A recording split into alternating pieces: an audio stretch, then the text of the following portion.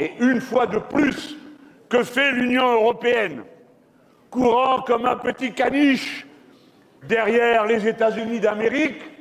Ils n'ont rien vu, rien prévu, rien organisé. La seule chose qu'ils savent faire, c'est premièrement exiger des pays d'Amérique latine qu'ils participent à l'opération politique des États-Unis et de l'Europe, premièrement, et deuxièmement, exiger une nouvelle fois des accords de libre-échange. Pardon, mes camarades, de ce moment un peu particulier d'économie politique.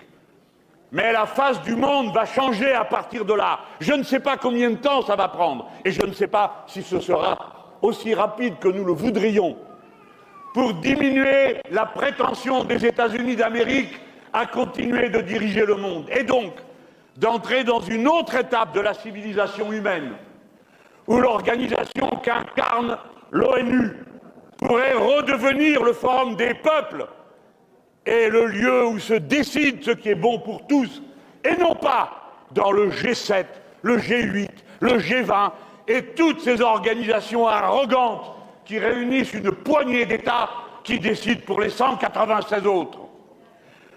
Madame la présidente de la Banque des BRICS, c'est-à-dire notre camarade Dilma Rousseff, a eu raison de rappeler que les BRICS représentent aujourd'hui 35% du PIB mondial, tandis que le G7 ne représente que 31%. Nous allons donc à un grand changement géopolitique. J'ai bien dit géo parce qu'il est du côté du Pacifique, et politique parce qu'il concerne la monnaie. Voilà l'événement. C'est de nouveau d'Amérique latine que part un point de bascule du XXIe siècle. Parce que le retour de Lula à la présidence du Brésil a rendu possible le fait que ce regroupement de pays qu'on appelle les BRICS, le Brésil, la Russie, l'Inde, la Chine, l'Afrique du Sud, de nouveau peuvent s'exprimer en commun pour opposer à l'universelle domination des États-Unis d'Amérique un contrepoids, un autre chemin dont nous avons désespérément besoin pour pouvoir changer le cours de l'histoire dans nos propres pays. Le retour de Lula a permis que soit prise la décision historique qui va être confirmée au sommet des BRICS en août de cette année. En août qui vient là.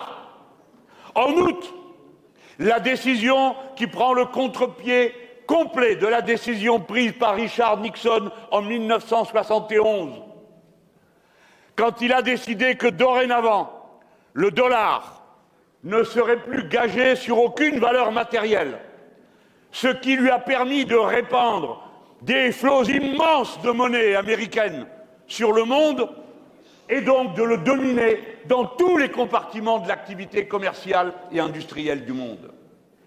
Les BRICS ont décidé de décider, en août qui vient, qu'ils allaient créer une monnaie commune qui sera de nouveau gagée sur l'or, c'est-à-dire sur une valeur matérielle. Et à partir de là, cette monnaie commune pourra être une monnaie d'échange entre les pays qui ne veulent plus commercer en dollars, c'est-à-dire avec une monnaie sur laquelle ils n'ont aucune prise.